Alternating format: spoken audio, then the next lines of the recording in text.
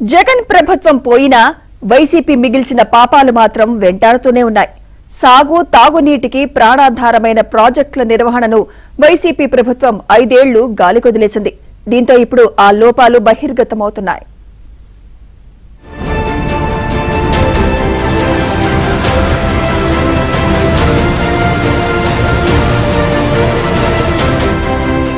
YCP ప్రభుత్వ వైఫల్యాలు కూటమి ప్రభుత్వానికి ఇబ్బందికరంగా మారాయి. ప్రాజెక్టుల గేట్లు ఊడిపోయి నీరు వృధాగా పోతుండటంతో రైతులు కన్నీటి పర్యంతమవుతున్నారు. కళ్లెదురుగానే సాగు తాగునీరు సముద్రంలో కలిసిపోతూ ఉండడంతో వైసీపీ ప్రభుత్వ వైఫల్యాలపై తగిన చర్యలు తీసుకోవాలని డిమాండ్ చేస్తున్నారు. తుంగభద్ర గేటు కొట్టుకుపోయిన వ్యవహారంలో కర్ణాటక ప్రభుత్వంతో పాటు గత ఏపీ ప్రభుత్వం గతంలో పట్టించుకోకపోవడం వల్లే ఈ పరిస్థితి తలెత్తిందని విశ్లేషిస్తున్నారు.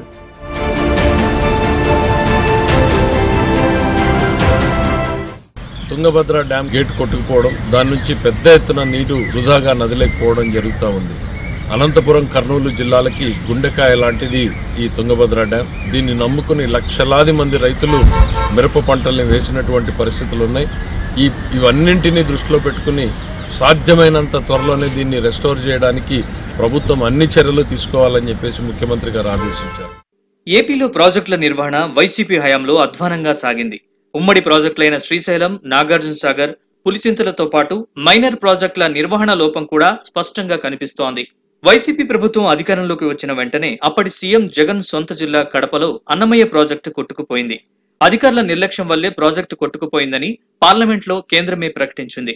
అన్నమయ్య ప్రాజెక్టు కొట్టుకుపోవడం వల్ల నిర్వాసితులైన అనేక మందికి ఆర్థిక సాయంతో పాటు పక్కా గృహాలు నిర్మించిస్తామన్న హామీ ఇప్పటికీ అమలు కాలేదు. ప్రాజెక్టుకి సంబంధించినటువంటి మొత్తం 33 గేట్లలో 19వ గేటు కొట్టుకుపోయినటువంటి పరిస్థితుల్లో మన ముఖ్యమంత్రి చంద్రబాబు నాయుడు గారు వెంటనే స్పందించి ఇంజనీరింగ్ అధికారులందరితోటి కూడా ఆయన సమీక్ష జరిపి కర్ణాటక అధికారులతోటి మరి సమన్వయం ఎప్పటికప్పుడు చేసుకుంటూ ఆ యొక్క ప్రాజెక్టు కింద ఉన్నటువంటి ఏదైతే కౌతాలం, కోసింగి, మంత్రాలయం, నందవరం ఏదైతే మండలాలు ఉన్నాయో వారి ప్రజలందరినీ కూడా అప్రమత్తంగా ఉండడం, అదేవిధంగా ఏదైతే ఈ క్రింద శ్రీశైలం, నాగార్జున సాగర్, పులిచింతల అంటే ప్రస్తుతానికి ఏ ఇబ్బంది లేకపోయినప్పటికీ కూడా అప్రమత్తంగా ఉండమని అక్కడ ఉండేటువంటి ప్రజలు కానీ ఇక్కడ ఉండేటువంటి డ్యాములకు సంబంధించిన అధికారులను కూడా హెచ్చరించడం. ఈ వ్యవహారంపై బీజేపీ ఏపీ కార్యదర్శి నాగోతు రమేష్ నాయుడు హైకోర్టును కూడా ఆశ్రయించారు. ఇక పులిచింతల గేటు కూడా కొట్టుకుపోయింది. ఈ గేట్లెత్తే హైడ్రాలిక్ మిషన్లకు, గేట్లకు గ్రీజు పూసేందుకు కూడా నిధులు ఇవ్వకపోవడంతో ఈ పరిస్థితి ఏర్పడిందని చెబుతున్నారు. ఆ తర్వాత గుండ్లకమ్మ ప్రాజెక్టు గేటు కూడా కొట్టుకుపోయింది. ప్రాజెక్టులో ఉన్న నీటిని గత్యంతరం లేని పరిస్థితుల్లో అధికారులు కిందకు వదిలారు. తాజాగా తుంగభద్ర గేటు కొట్టుకుపోవడంతో అధికార యంత్రాంగం గత ప్రభుత్వ వైఫల్యాల్ని ఎత్తిచూపుతోంది. కర్ణాటక, ఆంధ్రప్రదేశ్ ఉమ్మడి నిర్వహణలో ఉన్న ఈ ప్రాజెక్టుపై ప్రభుత్వ నిర్లక్ష్యం స్పష్టంగా కనిపిస్తోంది.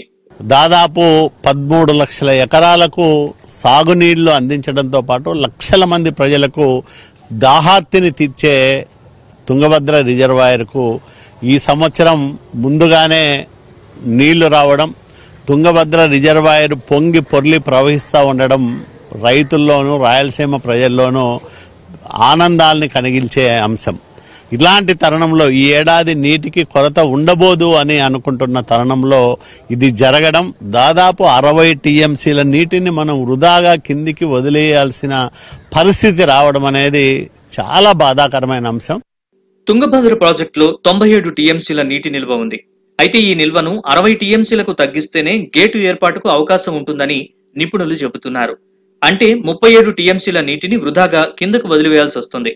గత 2 ఏళ్ల కాలంలో వర్షాలు లేక ఆంధ్రప్రదేశ్ ప్రాజెక్టులకు నీరు చేరలేదు. గత 2 ఏళ్ల కాలంలో నాగార్జున సాగర్, శ్రీశైలం ప్రాజెక్టుల్లో నీటి నిల్వలు తక్కువగానే ఉన్నాయి.